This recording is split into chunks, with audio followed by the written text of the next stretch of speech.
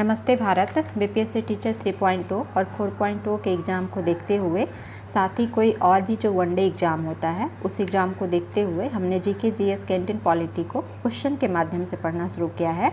हम जो ये बुक कंप्लीट कर रहे हैं वह विभिन्न परीक्षाओं में पूछे गए प्रश्नों का संकलन तो करता ही है, साथ ही एनसीईआरटी और जो एससीईआरटी की किताबें हैं उन किताबों के जो भी चैप्टर हैं उस चैप्टर के कॉन्सेप्ट को भी यह क्वेश्चन जो है कवर करता है, जिससे कि आपके एग्ज़ाम में जो है आपको यह काफ़ी मदद करेगा, क्योंकि हम प्रत्येक क्वेश्चन के डिटेल एक्सप्लेनेशन को भी साथ साथ पढ़ते चल रहे हैं।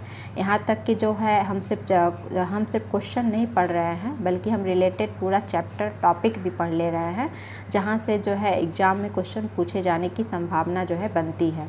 तो साथ साथ हमारा जो है क्वेश्चन के साथ साथ चैप्टर और टॉपिक भी कंप्लीट होता चल रहा है और हम बार बार उस टॉपिक को, उस चैप्टर को जो है पढ़ रहे हैं अगर वो क्वेश्चन दूसरी बार आ रहा है, क्योंकि किसी भी एग्ज़ाम का जो है सक्सेस का की क्या होता है आप भी जानते होंगे कि रिवीजन। अगर हम बार बार चीज़ों को रिवाइज करते हैं तो एग्ज़ाम में हम जो है उस क्वेश्चन को जो है अच्छे से टैकल कर पाते हैं और हमारा क्वेश्चन का आंसर जो है सही होने की संभावना बढ़ जाती है। तो चलिए हम स्टार्ट करते हैं। हमने जो है क्वेश्चन नंबर 170 तक कंप्लीट कर लिया है। आज हम क्वेश्चन नंबर 171 से पढ़ेंगे। तो 171 नंबर क्वेश्चन किससे पूछा हुआ है? क्वेश्चन क्या है कि संविधान के प्रारूप समिति के अध्यक्ष, प्रारूप समिति के जो अध्यक्ष थे, कल अभी हमने पढ़ा था प्रारूप समिति के बारे में। तो प्रारूप समिति के जो अध्यक्ष BR अम्बेडकर थे, उन्होंने किस अनुच्छेद को संविधान का हृदय एवं आत्मा कहा है? तो BR अम्बेडकर के द्वारा जो है संविधान के किस अनुच्छेद को, किस आर्टिकल को जो है संविधान का हृदय एवं आत्मा कहा गया है? तो अनुच्छेद 32। आंसर क्या हो जाएगा हमारा? अनुच्छेद 32 को जो है संविधान का हृदय एवं आत्मा की संज्ञा जो है BR अम्बेडकर के द्वारा दी गई है। अनुच्छेद 32 में है क्या? अनुच्छेद 32 में जो है संवैधानिक उपचारों का अधिकार है। इसमें क्या दिया हुआ है? संवैधानिक उपचारों का अधिकार। और ये संवैधानिक उपचारों का अधिकार है क्या?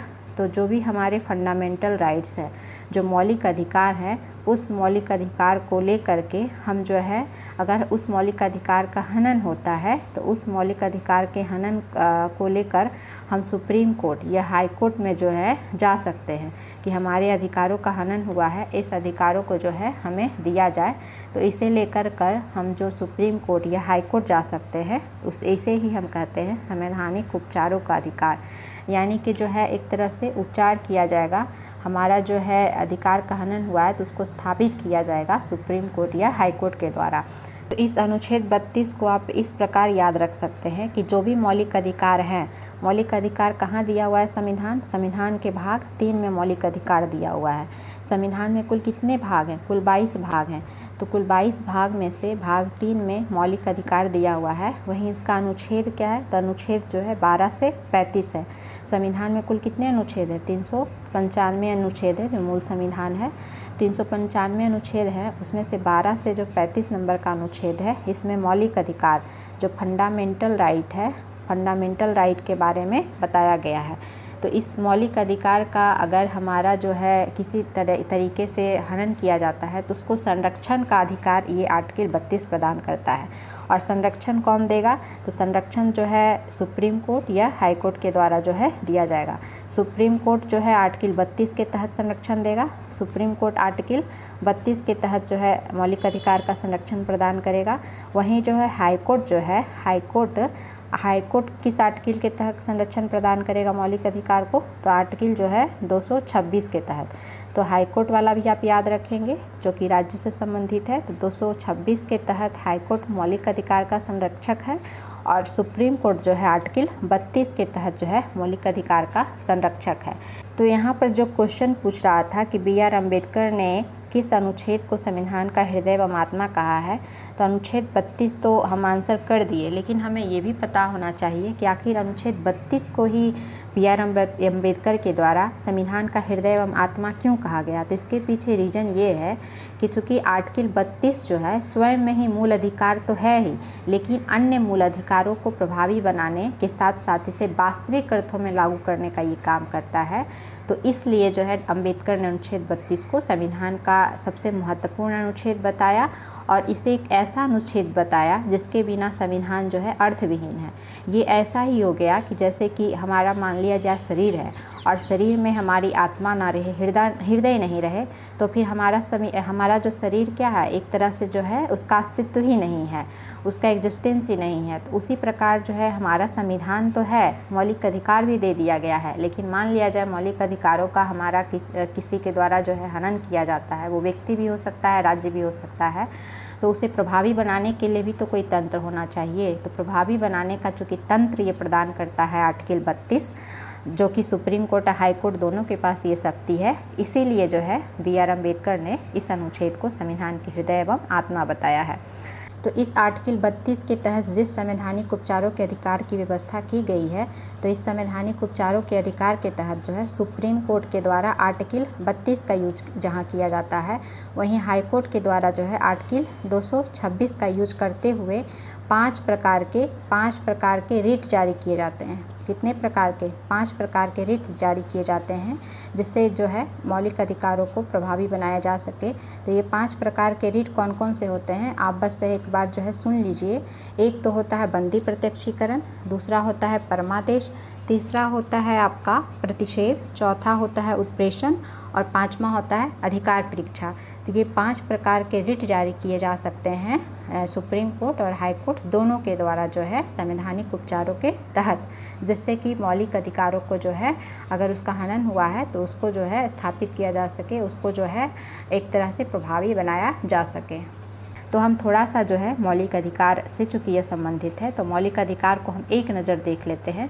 अभी तो हमने पढ़ा ही कि मौलिक अधिकार का वर्णन कहाँ है, भाग 3 संविधान के भाग 3 अनुच्छेद 12 से 35 तक है। और ये मौलिक अधिकार कहाँ से लिया गया है, तो USA के संविधान से लिया गया है। चूँकि हमारे संविधान में बहुत सारी चीज़ जो है दूसरे देशों से लिया गया है, तो USA के संविधान से जो है यूनाइटेड स्टेट ऑफ अमेरिका जो है संयुक्त राज्य अमेरिका से जो है लिया गया है ये मौलिक अधिकार। वहीं मौलिक अधिकार को जो है हम इस प्रकार बांट के पढ़ते हैं कि मौलिक अधिकार को जो है हम 6 प्रकार से बांट के पढ़ते हैं। ये 6 प्रकार से आप इस तरह से जो है बांट के पढ़ सकते हैं।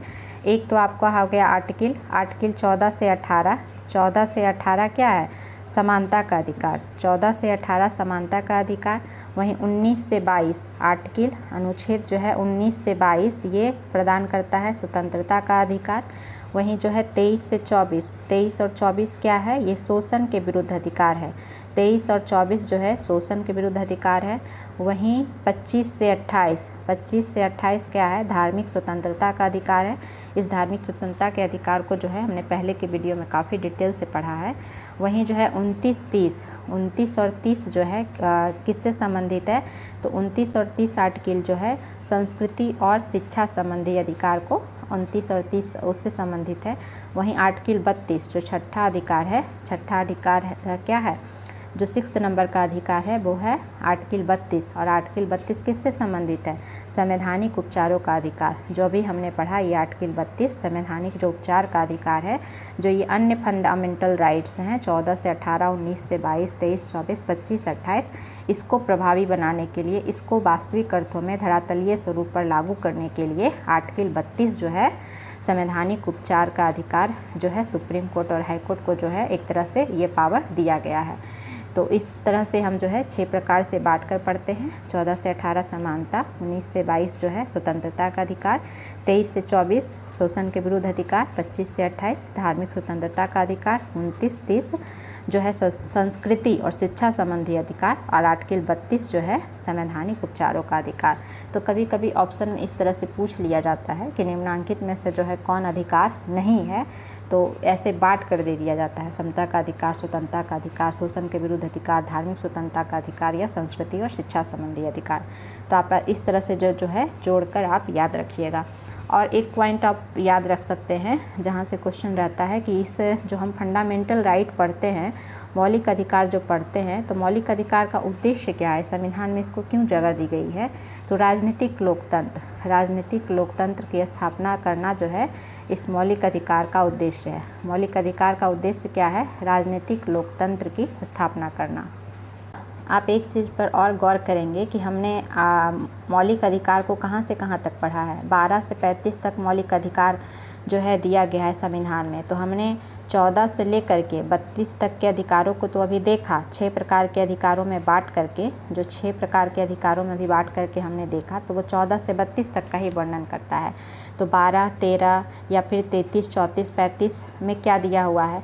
तो 12 में क्या दिया हुआ है? तो राज्य की परिभाषा दी हुई है। 12 में राज्य की परिभाषा दी हुई है। 13 में क्या दिया हुआ है? 13 में यह कहा गया है कि सुप्रीम कोर्ट और हाई कोर्ट को यह शक्ति एक तरह से है कि जो भी मौलिक अधिकार का अगर हनन किया जाता है, चाहे वो संसद के द्वारा किया जाए या राज्य विधानमंडल के द्वारा किया जाए, कोई विधि बना करके, तो उस मौलिक अधिकार को कम करने पर जो है सुप्रीम कोर्ट या हाई कोर्ट जो है उस विधि को शून्य घोषित कर सकती है।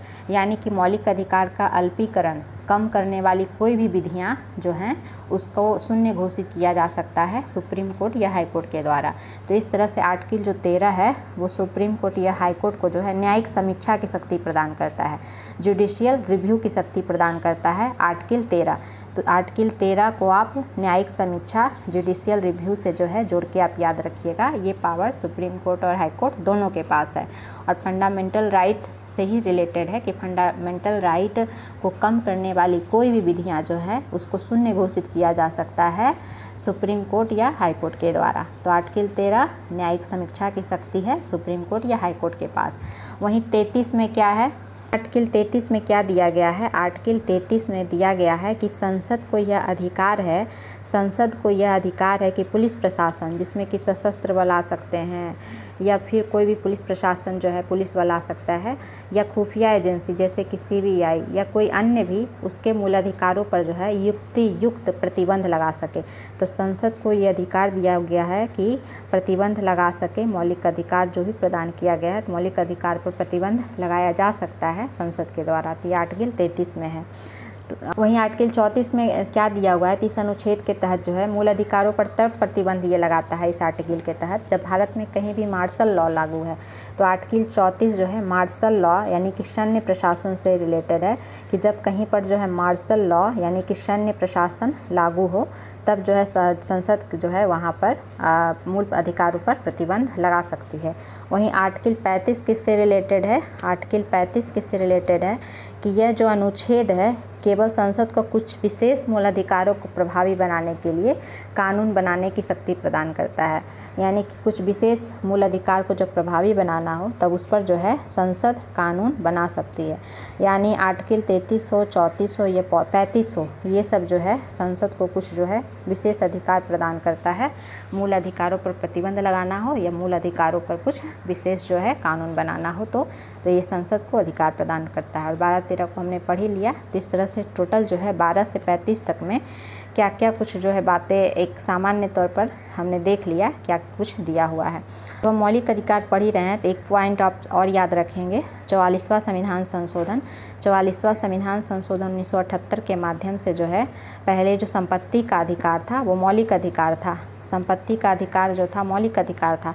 तो इसी 44वें संविधान संशोधन 1978 के माध्यम से संपत्ति के अधिकार को मौलिक अधिकार की श्रेणी से क्या कर दिया गया? फंडामेंटल राइट्स की श्रेणी से हटा करके इसको क्या बना दिया गया है? केवल विधिक अधिकार बना दिया गया है। तो क्वेश्चन ये रहता है कि संपत्ति का अधिकार कैसा अधिकार है? तो ये विधिक अधिकार है, कानूनी अधिकार है। नेक्स्ट क्वेश्चन क्या है कि सर्वोच्च न्यायालय को संविधान के किस अनुच्छेद समूह से न्यायिक पुनरावलोकन की शक्ति प्राप्त होती है?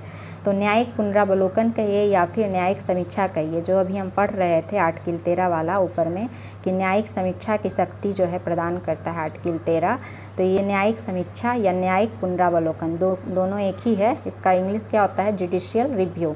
तो जुडिशियल रिव्यू की शक्ति जो है सर्वोच्च न्यायालय को किस अनुच्छेद के तहत जो मिलता है? तो यहाँ सर्वोच्च न्यायालय का चूँकि पूछ रहा है तो सर्वोच्च न्यायालय को न्यायिक पुनरावलोकन की शक्ति या जुडिशियल रिव्यू की शक्ति जो है किस आर्टिकल के तहत मिलता है? तो आर्टिकल 13, आर्टिकल 251 और आर्टिकल 254 के तहत मिलता है। तो ये तीनों आर्टिकल को जो है हम थोड़ा पढ़ लेते हैं। सबसे पहले तो हम ये जान लेते हैं कि जुडिशियल रिव्यू क्या होता है। तो न्यायिक समीक्षा से आशय है कि जब कोई कानून या विधि या तो संसद ने पास किए हों या फिर जो है राज्य विधान मंडल ने पास किए हों या फिर वो कोई भी आदेश हो, वो आदेश जो है खुद सुप्रीम कोर्ट का आदेश हो, तो अपने आदेश के विरुद्ध भी जो है जब सुप्रीम कोर्ट के द्वारा उसकी न्यायिक समीक्षा की जाए, उसका जो है फिर से उसको देखा जाए कि यह संवैधानिक है कि नहीं, कि संविधान में जिन आदर्शों को स्थापित करने की कोशिश की गई है उस संविधान के अनुरूप जो है इन विधि या कानून को जो है बनाया गया है या नहीं। तो इसे ही हम कहते हैं न्यायिक समीक्षा, यानी कि किसी भी कानून या विधि की पुनः समीक्षा करना ही न्यायिक समीक्षा कहलाता है। तो ये न्यायिक समीक्षा का अधिकार जो है सुप्रीम कोर्ट को किस आर्टिकल के तहत है, तो एक आर्टिकल जो है 13 के तहत है। एक आर्टिकल 13 अनुच्छेद जो है 13 के तहत है, जो यहाँ पर दिया हुआ है। तो आर्टिकल 13 में क्या कहा गया है, इसमें यह घोषणा की गई है कि मौलिक अधिकार जो कि फंडामेंटल राइट है, इसको अगर कम किया जाता है, इसको कम करने के लिए कोई विधि जो है लाई जाती है संसद के द्वारा, तो उस विधि को जो है शून्य घोषित किया जा सकता है। तो इस तरह से जो है आर्टिकल 13 सुप्रीम कोर्ट को न्यायिक समीक्षा की शक्ति प्रदान करता है। तो ये शून्य कौन घोषित करेगा, तो सुप्रीम कोर्ट के द्वारा ही शून्य घोषित किया जाएगा। तो आर्टिकल 13 में जो है शून्य घोषित करने की शक्ति एक तरह से जो है सुप्रीम कोर्ट को है आर्टिकल 32 के तहत। वहीं जो है आर्टिकल 226 के तहत जो है राज्य उच्च न्यायालय यानी कि हाईकोर्ट के द्वारा भी जो है शून्य घोषित किया जा सकता है, अगर राज्य विधानमंडल ने किसी प्रकार का ऐसा कानून जो है बनाया है तो आर्टिकल 13 में जो है आर्टिकल 32 और आर्टिकल 226 का प्रयोग करते हुए उस जो है न्यायिक समीक्षा का प्रयोग किया जा सकता है सुप्रीम कोर्ट और हाई कोर्ट दोनों के द्वारा। वहीं दो आर्टिकल यहाँ पर और दिया हुआ है, जिसमें कि आर्टिकल 251 और 254। इसमें क्या दिया हुआ है, तो आर्टिकल 251 और 254 में ये कहा गया है कि अगर संघ कोई कानून बनाए और राज्य कोई विषय पर कानून बनाए और दोनों के कानून के बीच जो है असंगतता का मामला आ जाए, यानी दोनों के द्वारा बनाए गए कानून में कॉन्फ्लिक्ट आ जाए, तो उस कॉन्फ्लिक्ट की स्थिति में जो है राज्य कानून शून्य हो जाएगा और जो है संघ का कानून जो है प्रभावी होगा। तो ऐसा जो है ऐसा निर्णय देने की शक्ति किसके पास है, ऐसा निर्णय देने की शक्ति जो है सुप्रीम कोर्ट के पास है। तो सुप्रीम कोर्ट को जो है आर्टिकल 251 और 254 जो कि संबंधित है किससे, कानून विधि निर्माण से संबंधित है, कि अगर संघ द्वारा बनाए कानून और राज्य द्वारा बनाए गए कानून पर कॉन्फ्लिक्ट होता है तो संघ का कानून प्रभावी होगा, ये बताने की शक्ति जो है, ये निर्णय की शक्ति किसके पास है, सुप्रीम कोर्ट के पास है। तो यहाँ भी हो गया ना न्यायिक समीक्षा की शक्ति। तो ये तीनों जो है सर्वोच्च न्यायालय को एक तरह से शक्ति प्राप्त है, न्यायिक पुनरावलोकन या फिर न्यायिक समीक्षा की शक्ति। नेक्स्ट क्वेश्चन क्या है कि भारत के महान्यायवादी अटॉर्नी जनरल ऑफ इंडिया महान्यायवादी की नियुक्ति कौन करता है। तो महान्यायवादी की नियुक्ति किसके द्वारा की जाती है, तो राष्ट्रपति के द्वारा जो है महान्यायवादी अटॉर्नी जनरल की नियुक्ति जो है की जाती है। तो हम थोड़ा सा महान्यायवादी को पढ़ लेते हैं, अटॉर्नी जनरल को पढ़ लेते हैं कि इसका भारतीय संविधान में कहाँ वर्णन है। तो महान्यायवादी का जो है भारतीय संविधान के जो है अनुच्छेद 76 में जो है 76 में महान्यायवादी का वर्णन किया गया है। महान्यायवादी पद की व्यवस्था की गई है और यह देश का जो है सर्वोच्च कानून अधिकारी होता है और इसकी नियुक्ति किसके द्वारा की जाती है, राष्ट्रपति के द्वारा की जाती है। और महान्यायवादी बनने के लिए योग्यता क्या होता है, तो जो सुप्रीम कोर्ट के न्यायाधीश के लिए होता है उसी के समान जो है इनकी योग्यता को रखा गया है। तो सुप्रीम कोर्ट के न्यायाधीश बनने के लिए क्या योग्यता होनी चाहिए, तो वो जो है हाई कोर्ट के जस्टिस रहे हों 5 साल तक, या फिर हाई कोर्ट में 10 साल तक वो वकालत का उनको अनुभव रहा हो, तब जो है कोई सुप्रीम कोर्ट का न्यायाधीश बन सकता है। तो यही योग्यता महान्यायवादी के लिए भी निर्धारित की गई है। और महान्यायवादी जो है चूँकि राष्ट्रपति के द्वारा ही नियुक्त किया जाता है, तो राष्ट्रपति के प्रसाद पर्यंत ही बने रहते हैं अपने पद पर। और महान्यायवादी का संबंध आप अनुच्छेद 1 और याद रखेंगे 143 से 143 में क्या है कि परामर्शी क्षेत्राधिकार होता है राष्ट्रपति का। परामर्शी क्षेत्राधिकार के तहत क्या होता है कि अगर कोई संवैधानिक विधि का प्रश्न हो तो उस प्रश्न पर जो है सुप्रीम कोर्ट के द्वारा राष्ट्रपति से जो है परामर्श लिया जा सकता है। तो तो राष्ट्रपति ये परामर्श जो है किससे लेते हैं, महान्यायवादी से ही एक तरह से लेते हैं, जो तो एक तरह से जो है आर्टिकल 143 का जो है प्रतिनिधित्व करने का काम महान्यायवादी के द्वारा किया जाता है। तो महान्यायवादी का संबंध एक आर्टिकल और से है, आर्टिकल 88 अनुच्छेद 88 से है। अनुच्छेद 88 में क्या कहा गया है कि जो महान्यायवादी है वो ना तो संसद का सदस्य होता है और ना ही मंत्रिमंडल का सदस्य होता है, लेकिन वह किसी भी सदन यानी कि लोकसभा, राज्यसभा या फिर किसी भी समिति, जो संसदीय समिति होती है, उसमें वो बैठ सकता है, बोल सकता है, लेकिन वो मतदान नहीं कर सकता है। जब वोटिंग की बारी आएगी किसी भी प्रश्न पर तब वो मतदान नहीं कर सकता है। तो क्वेश्चन ऐसे पूछता है कि निम्नांकित में से कौन सा ऐसा जो है पद है जहाँ पर वो उस सदन का सदस्य तो होता है, उस सदन में की कार्यवाही में भाग ले सकता है, बोल सकता है, लेकिन मतदान नहीं कर सकता है। तो वो पद कौन सा है, तो यही महान्यायवादी अटॉर्नी जनरल ऑफ इंडिया का पद होता है। अटॉर्नी जनरल ऑफ इंडिया का पद जहाँ जो है आर्टिकल 76 के तहत संघ में होता है, वहीं जो है महाधिवक्ता एडवोकेट जनरल ऑफ इंडिया जो कि राज्य में होता है। जैसा काम जो है महान्यायवादी का होता है वैसा ही काम जो है राज्य में महाधिवक्ता या फिर एडवोकेट जनरल ऑफ इंडिया का होता है, जिसका वर्णन भारतीय संविधान के अनुच्छेद 165 में है। तो इसकी नियुक्ति किसके द्वारा की जाती है, राज्यपाल के द्वारा, और ये राज्य का सर्वोच्च विधि कानून अधिकारी होता है। और साथ ही साथ जो है राज्य के किसी भी न्यायालय में इससे जो है सुनवाई का अधिकार होता है। जहाँ जो है महान्यायवादी को देश के किसी भी क्षेत्र के जो भी न्यायालय हैं उसमें सुनवाई का अधिकार है, उसी प्रकार राज्य में जो एडवोकेट जनरल है, जो महाधिवक्ता है, उसको जो है राज्य के किसी भी न्यायालय में सुनवाई का अधिकार होता है। अगला क्वेश्चन क्या है कि स्वतंत्र भारत के प्रथम कानून मंत्री कौन थे। तो स्वतंत्र भारत के प्रथम कानून मंत्री या विधि मंत्री कौन थे, तो BR अम्बेडकर थे।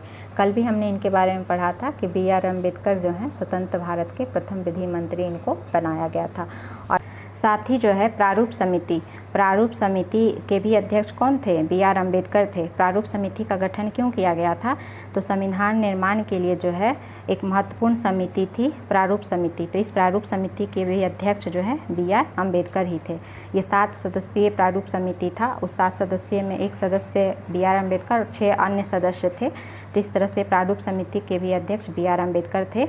वहीं स्वतंत्र भारत के जहाँ विधि मंत्री BR अम्बेडकर को बनाया गया था, वहीं स्वतंत्र भारत के कुछ अन्य मंत्रालय, कुछ अन्य विभाग को भी आप जान लें। तो डॉक्टर राजेंद्र प्रसाद को खाद्य एवं कृषि विभाग दिया गया था, खाद्य एवं कृषि मंत्री बनाया गया था। अबुल कलाम आज़ाद को शिक्षा मंत्री, वहीं जो है राजकुमारी अमृत कौर को स्वास्थ्य मंत्री, और श्यामा प्रसाद मुखर्जी को उद्योग और आपूर्ति मंत्री, और RK षणमुगम शेट्टी को वित्त मंत्री। साथ ही साथ वल्लभ भाई पटेल को एक महत्वपूर्ण मंत्रालय दिया गया था, गृह मंत्रालय, सूचना और प्रसारण मंत्रालय। और राज्यों के एकीकरण की जो बात थी वो भी जो है वल्लभ भाई पटेल को ही जो है सौंपा गया था। तो इस तरह से कुछ जो है महत्वपूर्ण मंत्रालय जो है स्वतंत्र भारत में इन लोगों को सौंपा गया था।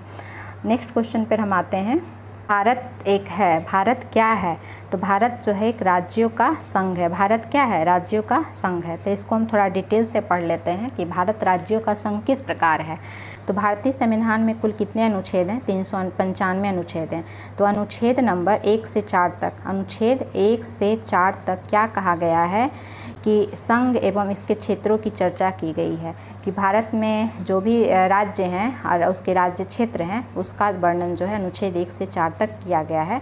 तो अनुच्छेद 1 को भी हमें समझना है, उसी से हमें समझ में आ जाएगा कि भारत राज्यों का संघ किस प्रकार है।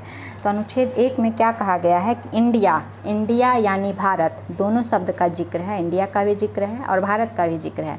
इंडिया यानी भारत राज्यों का समूह नहीं बल्कि राज्यों का संघ होगा। तो अनुच्छेद 1 में तो स्पष्ट तौर पे ये कह दिया गया है कि जो इंडिया जो है वो राज्यों का संघ होगा।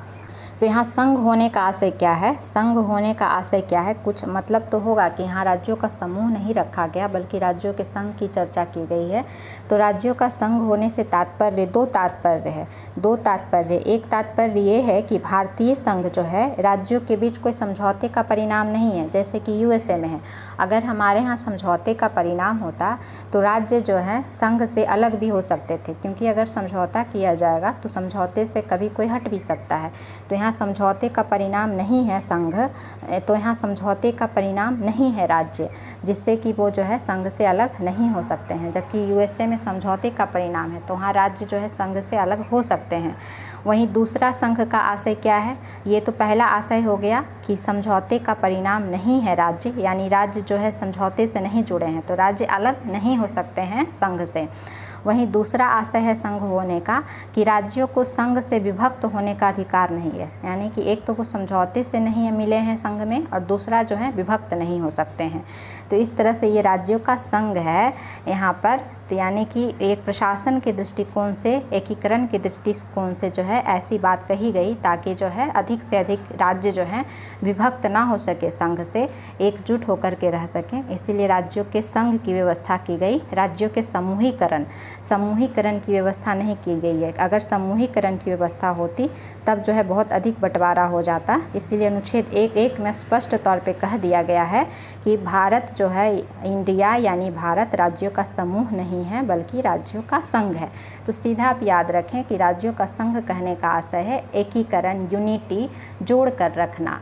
वही जो है अनुच्छेद 1 में जो राज्यों के संघ के बारे में कहा गया है कि भारत जो है राज्यों का संघ होगा, तो उस राज्यों के संघ के लिए जो है भारतीय क्षेत्र को 3 श्रेणियों में बांटा गया है। कितनी श्रेणियों में बांटा गया है? 3 श्रेणियों में बांटा गया है। एक है राज्यों के क्षेत्र, दूसरा है संघ क्षेत्र यानी कि यूनियन टेरिटरीज जो संघ शासित प्रदेश हैं, तीसरा है ऐसे क्षेत्र जिन्हें किसी भी समय जो है भारत सरकार के द्वारा मिलाया जा सकता है। तो इस प्रकार हम देखते हैं कि जो संघीय व्यवस्था की जो कल्पना हमारे भारतीय संविधान में की गई है, राज्य इसके सदस्य हैं और केंद्र के साथ शक्तियों के बंटवारे में ये हिस्सेदार हैं। जबकि जो केंद्र शासित प्रदेश हैं, उस केंद्र शासित प्रदेश पर जो है केंद्र का सीधे उसका प्रशासन होता है। तो राज्यों में शक्तियों का बंटवारा होता है और जो केंद्र शासित प्रदेश हैं उस पर सरकार का जो है केंद्र सरकार का सीधे प्रशासन होता है। तो इस तरह से यूनिफिकेशन के लिए जो है, एकीकरण के लिए राज्यों के संघ की परिकल्पना जो है भारतीय संविधान में की गई है। तो भारत क्या है? राज्यों का संघ है। नेक्स्ट क्वेश्चन क्या है कि राज्यपाल की नियुक्ति किसके द्वारा की जाती है? तो राज्यपाल की नियुक्ति किसके द्वारा की जाती है? राष्ट्रपति के द्वारा राज्यपाल की नियुक्ति की जाती है।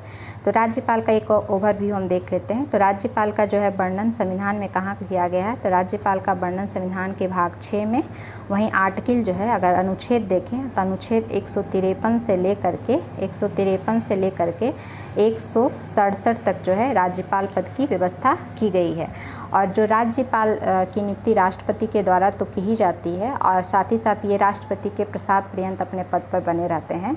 और ये अपना त्यागपत्र अगर पहले सौंपना चाहें, सामान्यतः तो इनका कार्यकाल 5 साल होता है, लेकिन जो है अगर उससे पहले भी त्यागपत्र सौंपना चाहे तो राष्ट्रपति को त्यागपत्र दे करके अपने पद से ये हट सकते हैं। वहीं जो है राज्यपाल जो होते हैं राज्य के संवैधानिक प्रमुख होते हैं या फिर कार्यपालिका के प्रमुख होते हैं। लेकिन ऐसा जो है देखा जाता है कि राज्यपाल राज्य के नाम मात्र के प्रमुख होते हैं, जबकि वास्तविक प्रमुख जो होता है कौन होता है? सीएम और उसका जो कैबिनेट है, सीएम और उसका कैबिनेट जो है राज्यपाल की कार्यपालिका का वास्तविक प्रमुख होता है। तो क्वेश्चन इस तरह से भी पूछता है कि राज्य का संवैधानिक प्रमुख कौन होता है, तब राज्यपाल आंसर हो जाएगा। लेकिन अगर पूछेगा कि राज्य का जो है वास्तविक प्रमुख कौन होता है, तो मुख्यमंत्री और उसका मंत्रिमंडल जो है वास्तविक प्रमुख होता है। राज्यपाल वहीं जो है राज्यपाल अपने पद की शपथ किसके समक्ष लेते हैं? तो अपने पद की जो है शपथ जो है वो हाईकोर्ट के चीफ जस्टिस के समक्ष, जो मुख्य न्यायाधीश है उसके समक्ष, या फिर उनकी अनुपस्थिति में जो है किसी वरिष्ठतम न्यायाधीश के समक्ष जो है अपने पद की शपथ लेते हैं। और राज्यपाल के कुछ जो हैं अधिकार होते हैं, कुछ राज्यपाल की जो शक्तियाँ होती हैं, तो उसमें से आप 1-2 पॉइंट जो है याद रख सकते हैं कि राज्यपाल की क्या क्या शक्तियाँ होती है गवर्नर की। तो एक तो शक्ति होती है राज्यपाल की कार्यकारी शक्ति होती है। तो इस कार्यकारी शक्ति के तहत राज्यपाल जो है बहुत सारे पदों पर लोगों की नियुक्ति करते हैं, जिसमें मुख्यमंत्री की नियुक्ति करते हैं, साथ ही अन्य मंत्री की नियुक्ति भी इनके द्वारा जो है मुख्यमंत्री की सिफारिश पर की जाती है। और जो भी जो है राज्य निर्वाचन आयोग हो गया या राज्य वित्त आयोग हो गया या फिर राज्य लोक सेवा आयोग के अध्यक्ष या सदस्यों की नियुक्ति जो है राज्यपाल के द्वारा की जाती है, इसी कार्यकारी शक्ति का प्रयोग करते हुए। वहीं विधायी शक्ति के तहत हम देखें, राज्यपाल का अगर जो हमको विधायी शक्ति देखना है तो इस विधायी शक्ति का प्रयोग करते हुए राज्यपाल जो है आर्टिकल 213 का प्रयोग करके राज्य में जो है अध्यादेश ला सकते हैं। तो अध्यादेश क्या होता है? एक प्रकार का कोई कानून होता है। जब राज्य विधानमंडल जो है सत्र में ना हो तब जो है राज्यपाल के द्वारा कोई आवश्यक विषय पर अध्यादेश एक कानून के रूप में लाया जा सकता है इस विधायी शक्ति के तहत आर्टिकल 213 का प्रयोग करते हुए। वहीं राज्यपाल के पास जो है कुछ वित्तीय शक्तियाँ भी होती हैं। इस वित्तीय शक्ति के तहत राज्यपाल जो है, एक तो धन विधेयक राज्यपाल के पूर्व अनुमति के बाद ही लाई जाती है, तो एक तो इनके पास ये शक्ति है धन विधेयक से संबंधित। दूसरा है कि जो राज्य वित्त आयोग है वो राज्य वित्त आयोग का गठन भी किसके द्वारा किया जाता है? राज्यपाल के द्वारा किया जाता है। तो राज्य वित्त आयोग का गठन भी राज्यपाल के द्वारा किया जाता है। जो स्थानीय निकाय हैं उस स्थानीय निकाय के लिए जो है स्थानीय प्रशासन के लिए राज्य वित्त आयोग काम करता है, तो इसकी नियुक्ति भी राज्यपाल के द्वारा की जाती है। वहीं न्यायिक शक्ति के तहत हम देखें कि राज्यपाल की क्या कुछ न्यायिक शक्तियां हैं, तो न्यायिक शक्ति के तहत इनके पास क्षमादान की शक्ति होती है। क्षमादान की शक्ति होती है आर्टिकल कितना? आर्टिकल जो है 161 के अनुसार आर्टिकल 161 का प्रयोग करते हुए राज्यपाल के पास कुछ न्यायिक शक्तियाँ होती हैं। जहाँ की राष्ट्रपति के पास आर्टिकल 72 के तहत क्षमादान की शक्ति है, जिसमें वो मृत्यु दंड तक को क्षमा कर सकते हैं, जबकि राज्यपाल के पास जो है वो मृत्यु दंड तो वो क्षमा नहीं कर सकते हैं, तो लेकिन क्षमादान की अन्य कुछ शक्तियाँ होती हैं, जिसमें कि लघुकरण हो गया, विराम हो गया, इस तरह की कुछ शक्तियाँ जो है राज्यपाल के पास होती हैं। यानी कि कुछ स्थितियों में जो है वो कुछ क्षमा कर सकते हैं, तो राज्यपाल के पास क्षमादान की भी शक्ति है। तो इस तरह से राज्यपाल के पास विधायी, कार्यकारी, न्यायिक, वित्तीय कुछ शक्तियाँ जो है होती हैं। तो हमने राज्यपाल को भी जो है थोड़ा देख लिया। अब हम आगे के क्वेश्चन को जो है अगले वीडियो में पढ़ेंगे। अगर हमारे प्रयास आपको पसंद आ रहा हो तो आप हमारे इस यूट्यूब चैनल को अधिक से अधिक लाइक करें, शेयर करें और सब्सक्राइब करें, जिससे कि मुझे जो है और अधिक मेहनत करने का मोटिवेशन मिले और मैं आपके पास जो है क्वालिटिव कंटेंट लेकर आ सकूं।